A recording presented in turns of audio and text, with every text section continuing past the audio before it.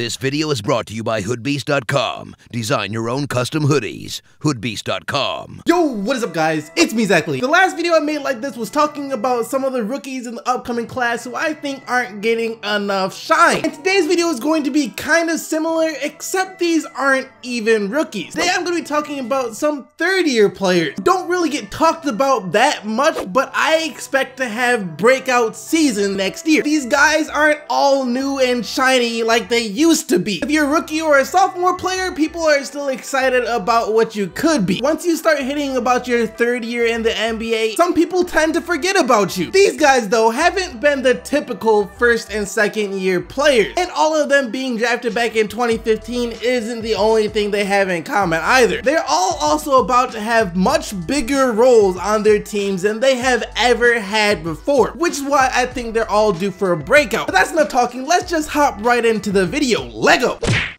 When the Toronto Raptors gave away DeMarre Carroll to the Brooklyn Nets earlier this summer, I was excited. Not because I was happy that Brooklyn got him, or necessarily not even happy that the Toronto Raptors lost him. If I'm being honest here, I'd rather him be on the Toronto Raptors. That way it would make it easier for my Pistons to beat them. That man was straight trash Ola. But the reason I'm so excited that they traded him away is because now Norman Powell will get the minutes that he desperately deserves. Of course, this is about to be Powell's third year in the NBA, and Raptors fans love him already. I can't count the amount of times I got asked to make a video talking about Norman Powell in the comment section. By the way, here you guys go for all those people saying that. And Raptors fans have great reason to like Norman Powell. The kid can ball. Now, if you just look at his first two seasons, statistically speaking, you won't see anything special. His first year, he put up 5 points per game, and then his second year, he put up 8 points per game. Going into his third year, you might think you expect around 10 points per game, and the best he'll ever be in his career is a solid player coming off the bench. That's not true at all. The reason he hasn't been able to perform is obviously because he hasn't been getting enough minutes. I don't know how you could expect him to get a lot of minutes when the Toronto Raptors already had DeMar DeRozan, and then at small forward they were giving minutes to both DeMar Carroll and Terrence Ross. So minutes were very hard for Norman Powell to come by. However, when he got them, he showed what he could do with them. There were two instances that I want to talk about last year in which Norman Powell showed that he will be much more than just a bench player to this team. Last year, the Toronto Raptors suffered some pretty unfortunate injuries to their star players. Both Kyle Lowry and DeMar DeRozan missed time due to injuries last year. Those two injuries are probably the best things that could have ever happened to Norman Powell, as bad as that sounds. Because during the first time when DeMar DeRozan got injured, the Toronto Raptors really had no choice but to give Norman Powell some starting minutes. He wasn't producing anything like DeMar DeRozan numbers. It wouldn't be reasonable to expect that out of him, but he was still setting pure flames to the court. In those 9 games where he started at shooting guard, Norman Powell was averaging 17 points on 50% shooting from the field and 40% shooting from 3. That's fire. If he was able to put up numbers like that all season long, if he was giving starters minutes and giving starters touches like that all season long, we would be putting him in the same conversation as Devin Booker right now. He would be considered one of the best young up-and-coming guards in the NBA. But unfortunately for him, he hasn't had that luxury. Now I know some of you might be saying any player in the NBA can have a hot streak, and when they have a hot streak, any player can look really good. I understand you, that is true. But this wasn't just a hot streak. Like I said, there were 2 times when this happened. The second time was later on in the year when he had to start at small forward, which I thought was pretty funny because he is only 6'4", so I didn't know how that was gonna work out, but he accepted the challenge and didn't disappoint at all. In the 9 games that he started at small forward, he averaged 14 points on just under 50% shooting while shooting the same 40% from 3. 14 points might not sound as great as the 17 points he had when he was starting as shooting guard, but there is a reason for that. He was playing 5 less minutes per game during that stretch than when he was playing the shooting guard, which means he was taking less shot attempts, so easily could have been averaging the same 17 points per game given the opportunity. So the production was definitely there for Norman Powell given the minutes, which is great news because he will be a starter for the Toronto Raptors this year since they traded away DeMar Carroll. The only real thing that I think could hold him back is if the Raptors continue to run isolation ball with Kyle Lowry and DeMar DeRozan and he gets the minutes but doesn't really get the touches. But Dwayne Casey has already come out and said that the Raptors plan to move the ball a lot more and give other players touches this year, so that shouldn't be the case. I could see him averaging easily around 15 points per game on extremely efficient shooting from the field this year.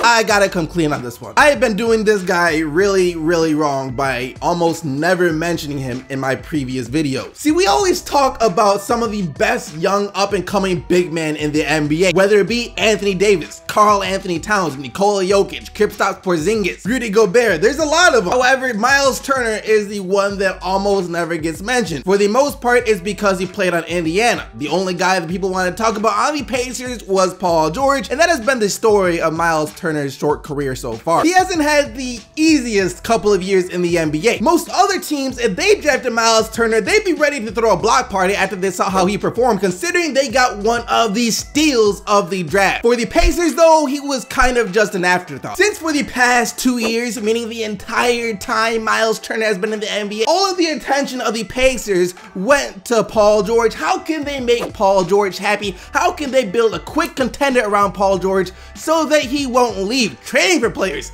signing players, doing everything in their power just to make Paul George happy. That being said, Myles Turner was still able to carve out a role for himself on that team as a starter through all the madness, but he was never the main focal point of the team. Now that Paul George is gone though, that is about to change. This upcoming season, Myles Turner will be the, and if not the, then the second main guy on the team. And unlike Norman Powell, Myles Turner has already had time to show us that he is a more than capable starting center in the NBA. Last year, he put up 14.5 points on only 10 field goal attempts per game, while also shooting 35% from 3 to go along with 7.5 rebounds and 2 blocks per game. Really amazing numbers considering he was always a third, fourth, or even fifth option on the team. He can post up, shoot, rebound, and defend. You can't ask for much more. And you can expect those numbers to rise a lot this year. It looks like the Pacers right now are going to be running a lot of Victor Oladipo, Myles Turner pick and roll. So he's going to be very involved in their offense. And if that's the case, I can easily see him averaging around 20 points, 10 rebounds, and a couple of blocks per game this year. And after that, he will solidify himself as one of the best big men that the NBA has to offer.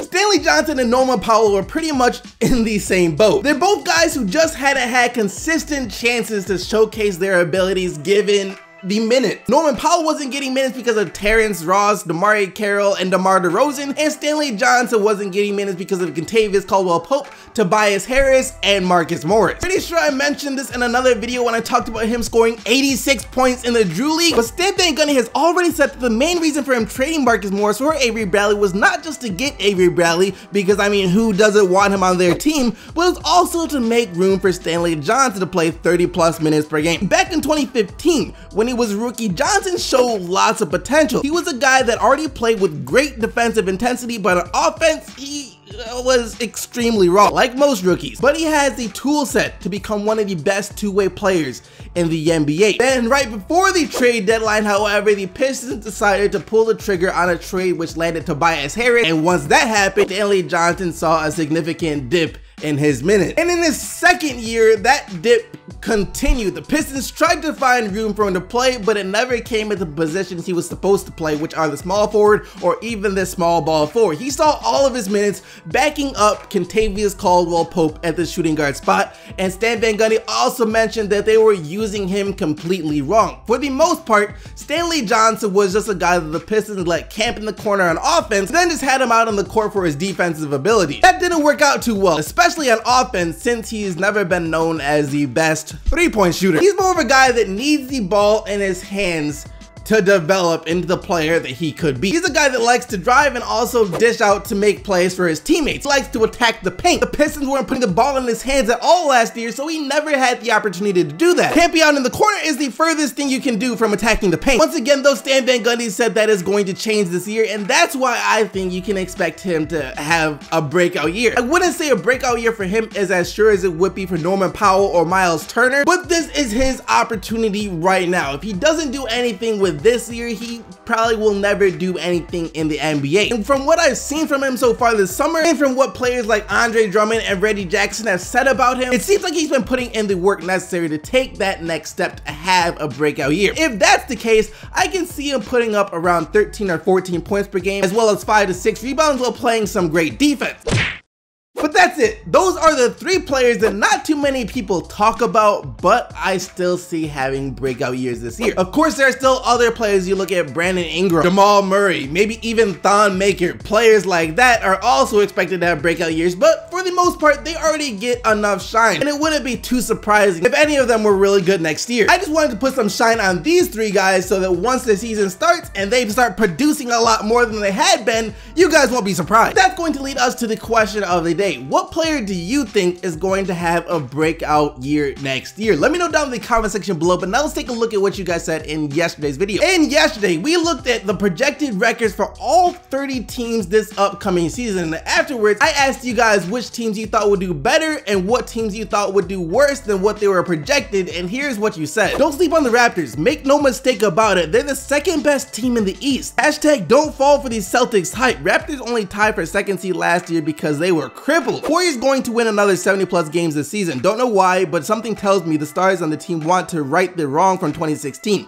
I expect a 70-12 record and another NBA championship. Question of the day. I believe if Blake Griffin and Danilo Gallinari stay healthy for at least 74 games this year and Milos Teodosic turns out to be a good, I can definitely believe the Clippers can actually win 50 or more games. It all just depends if players are healthy. The most disrespected teams to me, I feel, in yesterday's video were definitely the Spurs and the Blazers. How on earth they think the Spurs are gonna lose 7 more games than they lost last year is completely beyond me. Then I'm also convinced that whoever made those predictions never saw the Blazers play after they traded for Jusuf Nurkic. How they're only supposed to win 37 games is also beyond me. I can see them winning close to 50. Like always though, don't forget to leave your answer for today's question of the day down in the comment section below. But other than that, thank you once again for watching the video. Hope you guys did enjoy it. If you did, don't forget to leave a like and subscribe for more daily NBA videos. And until tomorrow, keep getting the Bucks, Team STC, and I'm out of here.